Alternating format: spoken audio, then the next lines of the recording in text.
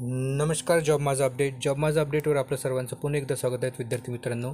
तर जॉब माझा अपडेटवर आज आपण पुन्हा एकदा एक नवीन बँकेची जी भरती आलेली आहे दी रयत सेवक कोऑपरेटिव्ह बँक लिमिटेड सातारासाठी ह्या पदभरतीची जाहिरात जी आलेली आहे विद्यार्थी मित्रांनो. तर कोणकोणत्या पदासाठी जाहिरात आली आहे ते आपण आता इथे बघणार आहोत. तर बघा विद्यार्थी मित्रांनो, यामध्ये पहिलं पद आहेत लिपिक. तर लिपिक या पदासाठी एकूण 13 जागांसाठी वॅकन्सी आलेली आहेत, ज्यासाठी तुमची जी पात्रता असेल ते कोणत्याही याच्यामध्ये पदवीधर म्हणजे कोणत्याही विषयामध्ये ग्रॅज्युएशन आणि MSc असणे आवश्यक आहेत. त्याच्या व्यतिरिक्त इतर ज्या काही इथे 3 ज्या काही अटी दिल्या आहेत यापैकी तुमच्याकडे असेल तर प्राधान्य असेल. त्यानंतर बघा, यासाठी तुम्हाला जी परीक्षेची फी असेल विद्यार्थी मित्रांनो इथे देण्यात आलेली आहेत, इतकी तुमची फी असणार आहेत. ज्यासाठी तुमची वयाची जी लिमिट आहे ते 22 ते 35 वर्षापर्यंत जे लोक आहेत ते फॉर्म भरू शकतात. त्यानंतर यासाठी विद्यार्थी मित्रांनो एक परीक्षा होणार आहेत आणि एक इंटरव्ह्यू, ज्यामध्ये 90 मार्काची एक परीक्षा होईल आणि 10 मार्काचा एक इंटरव्ह्यू होईल.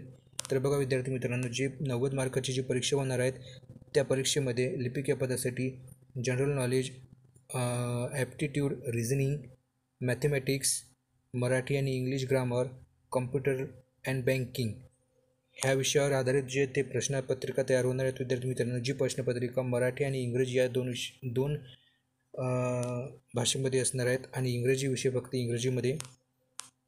त्यानंतर बघा, दुसरं पद आहे त्याच्यामध्ये शिपाई म्हणजे अटेंडंट पद, ज्यासाठी एकूण 14 वॅकन्सी आलेल्या आहेत, ज्यासाठी पात्रता ही 10वी पास असेल आणि यासाठी सुद्धा एक 90 मार्काची परीक्षा होणार आहेत विद्यार्थी मित्रांनो.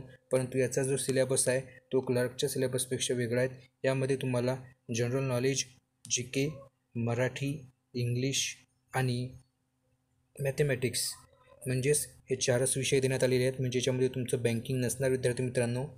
तर शिपाई या पदासाठी बँकिंग हा विषय नसणार आणि कम्प्युटर विषय नसणार, फक्त GK, मराठी, इंग्लिश आणि मॅथमॅटिक्स असणार. हे सुद्धा 2 भाषेत होईल पेपर विद्यार्थी मित्रांनो. यासाठी तुम्हाला 10 मार्काचा एक इंटरव्ह्यूसुद्धा होईल आणि हे 2 वेगवेगळी पद असल्यामुळे याच्यासाठी तुम्हाला 2 पदासाठी जर फॉर्म भरायचा असेल तर 2 वेगवेगळे फॉर्म भरावे लागतील. तर यासाठी या बँकिंग आणि सहकार जे विषय आहेत विद्यार्थी मित्रांनो, त्यासाठी जे ते आपल्या चॅनलवर व्हिडिओ आपले अपलोड केलेले आहेत. 4 व्हिडिओ आतापर्यंत घेण्यात आलेले आहेत विद्यार्थी मित्रांनो, जे की तुम्हाला क्लर्क या पदासाठी आवश्यक आहेत. ते उपयोगी पडेल.